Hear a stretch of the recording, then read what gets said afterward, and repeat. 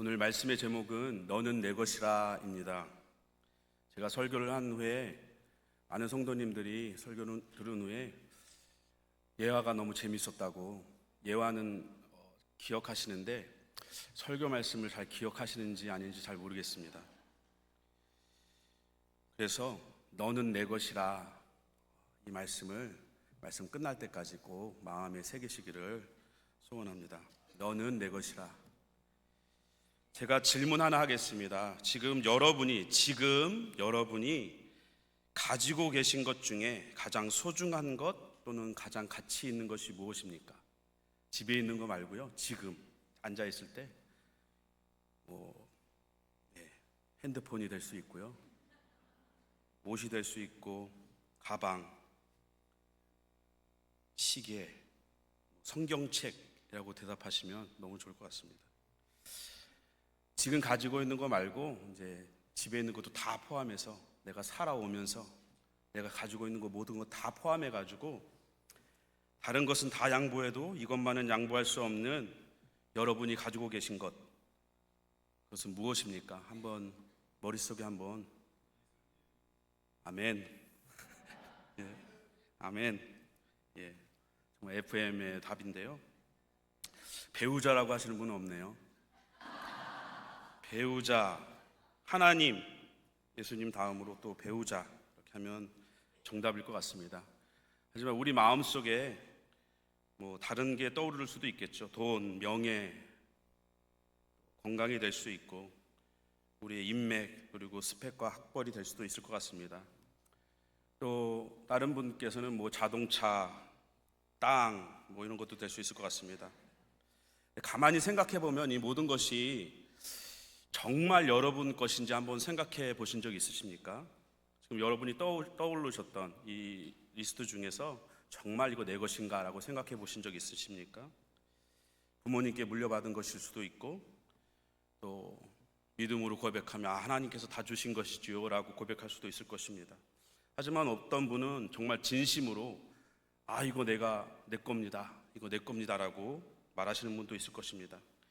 내가 피와 땀을 흘려서 모은 재산, 내 생명을 바쳐서 이룬 성공, 명예, 이거 절대 포기 못하지라고, 또 이게 내 거지라고 생각하시는 분도 분명히 있을 것입니다. 여기서 소중한 것, 그리고 가치 있는 것, 절대 양보할 수 없는 것을 생각해 보니까 제 5번째 아이인 아랑이가 생각이 났습니다. 아주 어렸을 때 아이들이 태어나고 좋은 선물을 이제 사주려고 나름대로 이것저것 해서 주었는데, 어느 날 집 밖에서 놀고 있는 아랑이를 딱 보고 있는데 막 돌멩이를 모아요. 장난감을 안 가지고 놀고 돌멩이를 계속 모읍니다. 근데 그 표정이 너무나도 행복해 보여요. 이거 내 거다, 가장 소중한 것을 안고 있는 것처럼 하나를 안고 이렇게 갑니다. 밖에서 이제 돌을 다 모아서 옵니다. 오다가 돌멩이가 하나 딱 떨어졌어요. 그랬더니 되게 당황한 모습으로 되게 소중한 게 떨어진 것처럼 딱 쳐다보고 있는 것입니다. 그 아랑이에게는 부모님이 사준 어떤 좋은 장난감보다 그 돌멩이가 마음에 꽂힌 것 같습니다. 그 아이를 보고 있는 제 마음속에 정말 그 눈빛에서 이 돌멩이를 얼마나 사랑하는지, 소중하게 여기는지가 느껴졌습니다. 그래서 제 마음에 드는 생각은, 그래도 나에게는 너가 가장 소중하다라는 말을 속으로 하였습니다. 근데 지금 그 아랑이가 목에 담이 와가지고, 어제부터 담이 와가지고 이렇게 하고 다녀요. 하루는 학교를 못 갔고 오늘부터 이렇게 하고 학교를 다닙니다. 대신 아파주고 싶지요. 왜 가장 소중한 존재일까 한번 생각해 보면 이유가 없는 것 같아요. 그냥 본능적으로 가장 소중한 존재고 사랑하는 존재인 것 같습니다. 굳이 그 이유를 찾는다면 문자 그대로 죽도록 고생해서, 또 눈물로 기도하며 간절한 기다림 속에서 받은 선물이고, 또 찾아온 축복이기 때문에 가장 소중하고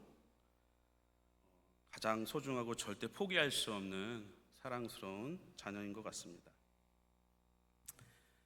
새 아이를 임신했을 때 의사가 이렇게 물어봅니다. 위험성이 있으니 어느 아이를 지울 마음이 있으십니까? 저희는 절대 그냥 단번에 아니요라고 대답했죠. 절대 포기할 수 없는, 위험하다고 절대 포기할 수 없는 그런 존재인 것입니다. 절대 포기할 수 없는 이 소중한 그 아이인 아랑이가 이 부모의 마음을 알까요? 그럼 솔직히 알았으면 좋겠습니다. 알게 되기를, 언젠가는 알게 되겠죠. 알게 되기를 바랄 뿐입니다. 내 마음속에 이 아이는 내 거야, 이게 가장 소중한 존재야 라고 마음속에 생각하게 됩니다. 개혁교회에서 가장 대표적인 신앙 고백서 중에 하나인 하이델베르그 요리 문답에 129개의 문답이 있는데 그 중에서 첫 번째 문답이 화면에 보시는 대로 우리 답이 있습니다. 우리 살아서나 죽어서나 같이 읽어보겠습니다. 시작. 살아서나 죽어서나 당신의 유일한 위로는 무엇입니까? 살아서나 죽어서나 나는 나의 것이 아니요 몸도 영혼도 나의 신실하신 구주 예수 그리스도의 것입니다. 저는 여기에서 유일한이라는 단어가 마음에 와닿습니다. 살아서도 그리고 죽어서도 위로가 무엇입니까가 아니라 유일한 위로입니다. 유일한 위로. 내가 나의 것이 아니라 내가 하나님께 속한 자, 하나님의 것이라는 것, 하나님께서 나를 가지셨다는 그 사실이 우리의 유일한 위로이고 또 살아서나 죽어서나 우리에게 위로가 되는 줄로 믿습니다. 사랑하는 성도 여러분, 우리가 오늘 함께 나눌 이 말씀의 제목이기도 하고 가장 핵심되는 문장 1절에 나오는 너는 내 것이라. 이 말씀은 절망 속에 있는 하나님의 백성들에게 들려주시는 가장 따뜻하고 강력한 말씀입니다. 우리가 꼭 마음에 새겨야 하는 말씀이죠. 예배 후에도 꼭 마음에 너는 내 것이라 하는 말씀을 가져가시기 바랍니다. 오늘 본문 1절에서 7절 내용을 가지고 이는 너는 내 것이다, 너는 내 것이라 라는 이 선언의 근거가 무엇인지, 그리고 그 의미는 무엇이고 내가 하나님의 소유가 된 것의 유익이 무엇이고 또 마지막으로 그 내 것, 하나님의 것으로 삼으신 그 하나님의 의도와 목적을 잠시 살펴보려고 합니다. 오늘 본문 1절에서 7절 말씀은 1절과 7절이 유사한 단어를 반복합니다. 그래서 유사한 문장을 통해서 1절과 7절을 탁 닫아버리는 구조입니다. 1절에도 7절에도 창조하였다, 지었다, 또는 내 것이다, 또 내 이름으로 불리는 자다라는 표현으로 비슷한 표현을 씀으로써 1절과 7절을 탁 닫아버리고 한 단위로 묶는 것 같습니다. 이 1절의 시작은 매우 극적인 전개를 보여주고 있습니다. 왜냐하면 39장 25절 바로 전절에 하나님께서 불순종한 이 백성들을 심판하시는데 불로 심판하심에도 불구하고 자기 몸이 타는데도 불구하고 알지 못한다, 불로 심판하시는 그 하나님의 모습에서 오늘 말씀 43장 2절에 그들을 태우도록 불이 임하여도 불 가운데 지나도 그들을 태우도록 허락하지 않으시는 하나님, 구원하시는 하나님으로 그 분위기가 전환이 됩니다. 불로 심판하시고, 하지만 43장에 와서는 2절에서 불 가운데 지날지라도 태울 수 없다, 구원하시는 하나님을 선포하고 있습니다. 사실 오늘 본문 시작은 야고바라고 시작을 하지만 영어 성경에도 그렇고 원어 성경에도 보게 되면 그러나 이제라는 단어가 들어가 있습니다. 하나님의 심판에도 불구하고 반응이 없고 돌아오지 않은 그 백성들, 그것에 대해서 그러나 이제라고 시작을 합니다. 그래서 더욱더 그 43장을 시작하기 전에 39장의 내용들과 논리적으로 연결되는 것을 보여주고 있습니다. 39장에 몇 절들을 18절부터 쭉 살펴보면, 제가 그 내용을 잠시 요약해 보면, 정말 참으로 죄 아래서 처참한 하나님의 백성의 모습을 보여주고 있습니다. 그들의 완고한 모습, 불순종의 모습, 하나님께 반역하고 실패한 모습, 그리고 하나님이 죄에 대하여 심판함에도 불구하고 무감각한 그들의 모습을 지적하고 있습니다. 그러면서 동시에 43장을 시작하면서 우리는 당연히 그러면 이제 예상되는 것이 무엇이라고 생각되냐면, 더 크고 강력한 심판, 하나님의 심판을 생각하게 되고 그렇게 이야기가 흘러갈 것도 같은데, 43장에 반전이 있습니다. 그러나 이제 어떻게 시작합니까? 그러나 이제 야곱아, 이스라엘아 부르십니다. 언약의 하나님, 여호와 하나님을 언급하면서, 그 여호와 하나님께서, 언약의 하나님 여호와께서 너희를 기억하시고 너는 내 것이라고 말씀하십니다. 불순종한 자들에게 심판하시고, 하지만 이제 희망의 메시지를 전하면서 하나님께서 너는 내 것이다 라고 말하고 있습니다. 1절 말씀을 살펴보면 너는 내 것이다 라고 말하고 있는 근거를 세 가지로 말하고 있습니다. 1절 말씀을 살펴보면, 첫 번째로는 너는 내 것이다 라고 말하는 근거, 창조입니다. 창조. 너를 창조하시고 너를 지으셨다입니다. 여기서 창조하다라는 단어는 오직 하나님께만 해당이 되고, 하나님만이 행하시는 그 하나님의 자유로운 행위로서 어떤 것을 전혀 새로운 존재로 존재하게 만드시는 것을 의미합니다.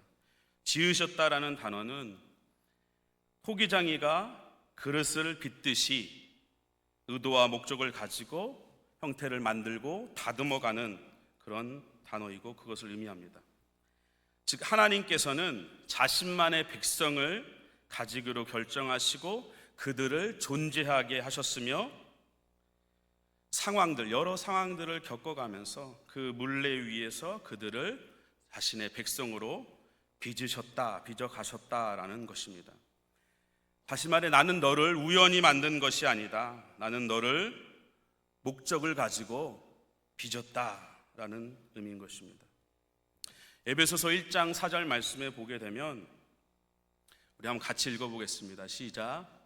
그 창세 전에 그리스도 안에서 우리를 택하사 우리로 사랑 안에서 그의 앞에 거룩하고 흠이 없게 하시려고. 창세 전에 택하셨습니다. 또한 계속해서 2장 10절 말씀에 보게 되면, 우리 같이 읽겠습니다. 우리는 그가 만드신 바라 그리스도 예수 안에서 선한 일을 위하여 지으심을 받은 자니, 이 일은 하나님이 전에 예비하사 우리로 그 가운데서 행하게 하려 하십니다. 우리를 택하시고 만드시고 지으셨다라고 말합니다. 그러기 때문에 우리는 하나님의 것입니다. 두 번째, 하나님의 것이라고 말할 수 있는 근거는 구속입니다. 구속하였다라고 하였는데, 이 동사의 뜻은 친족이 값을 치르고 대신 구해주는 기업 물을 자, 고엘이라는 개념을 가지고 있습니다. 이 가알이라는 단어에서 고엘이라는 개념이 나왔습니다. 친족이 값을 대신 치러준다.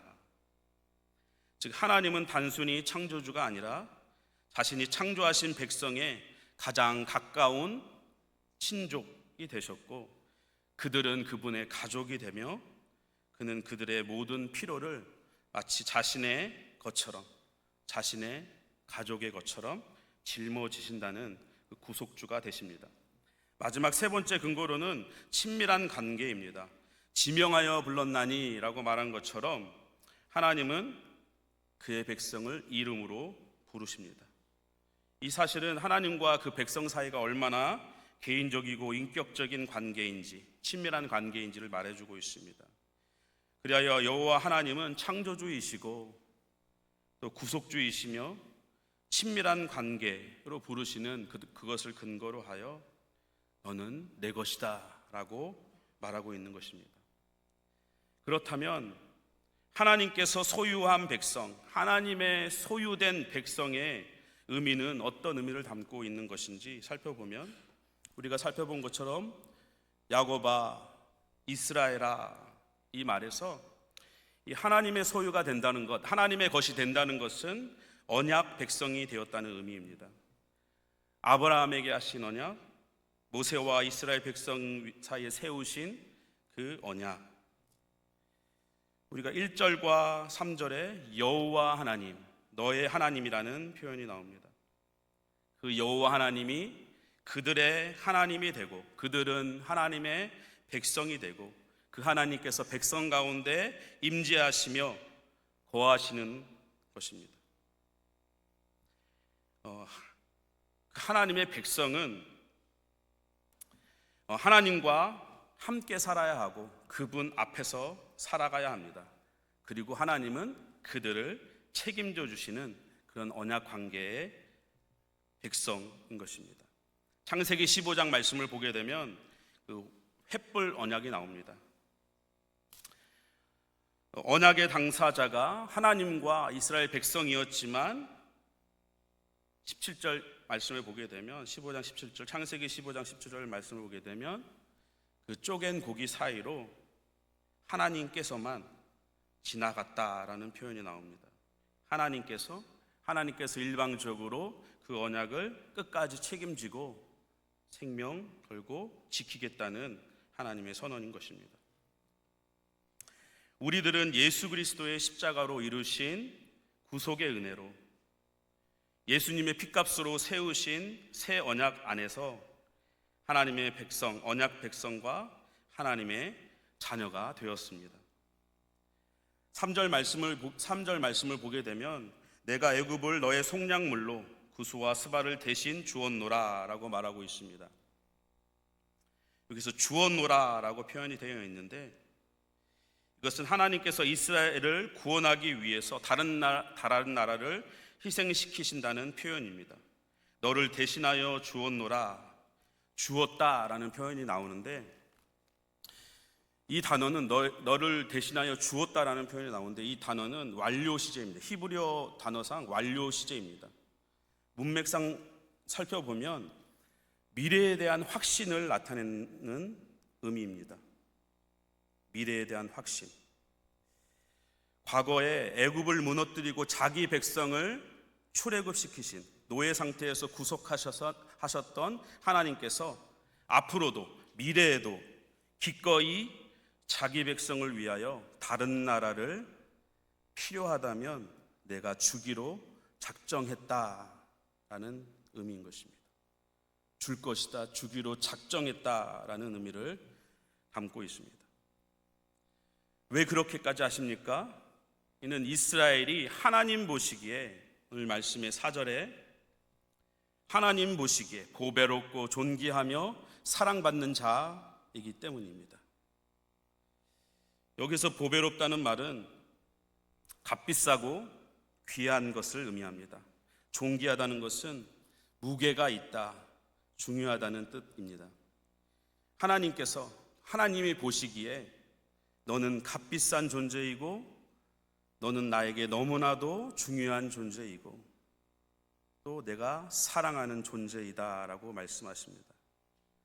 그러므로 과거에도 그렇고 지금도 그렇고 그의 백성을 보배롭고 또 존귀히 여기며 사랑하심으로 앞으로도 오늘 말씀에 나온 대로 사람들 그리고 백성들조차 아낌없이 내어줄 것이라고 말하고 있는 것입니다. 그 정도로 가치 있고 중요하며 사랑하는 백성이 된다는 의미입니다.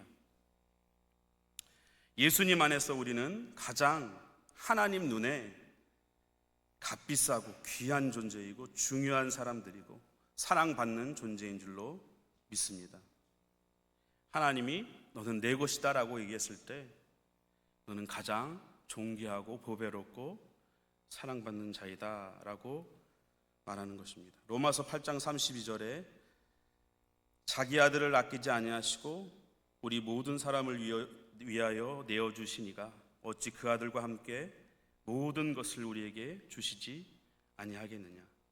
가장 소중한 자로 우리를 부르셨고 또 어떠한 것도 아끼지 않을 만큼 다 내어줄 만큼 우리를 소중하게 여기십니다.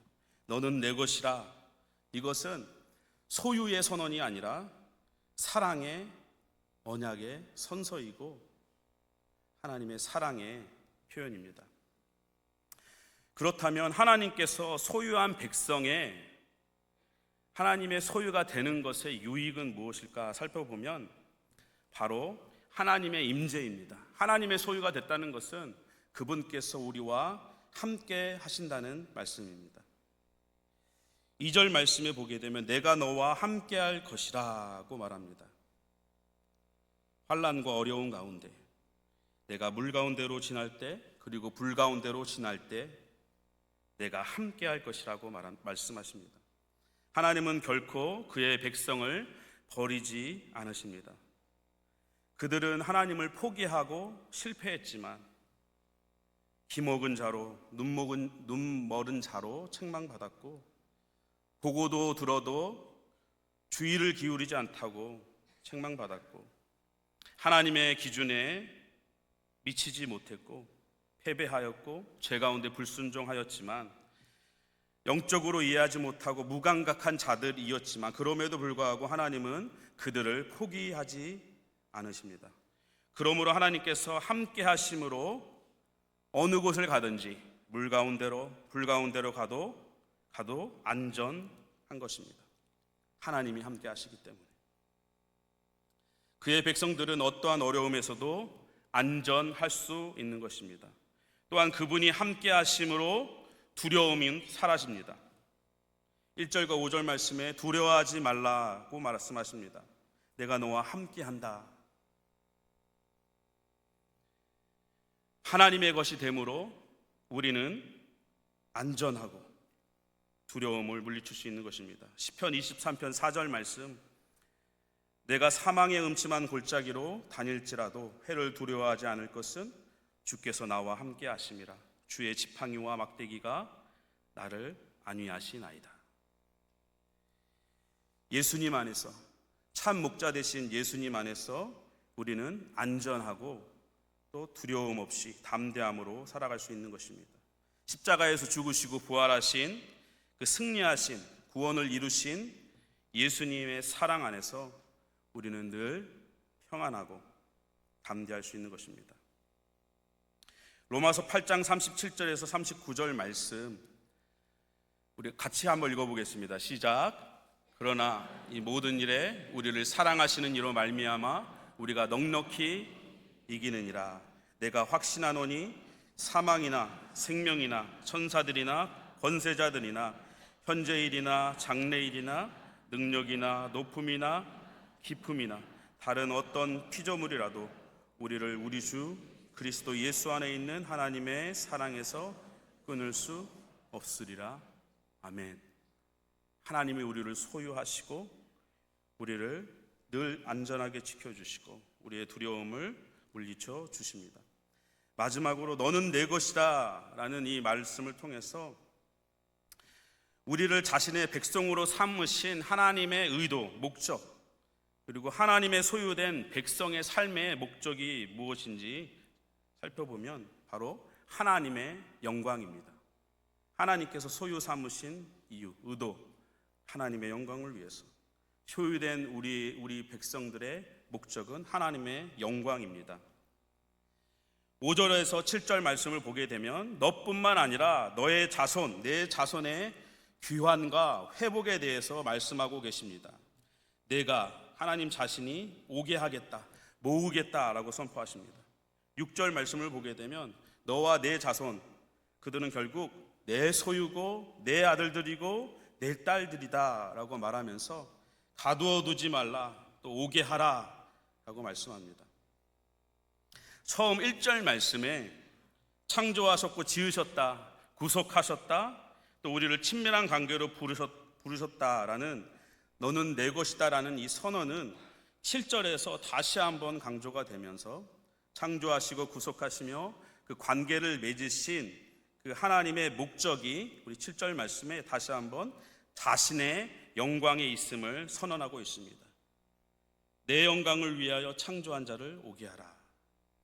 하나님이 내 것이라고 선언한 이유는, 목적은 내 영광을 위해서 것입니다.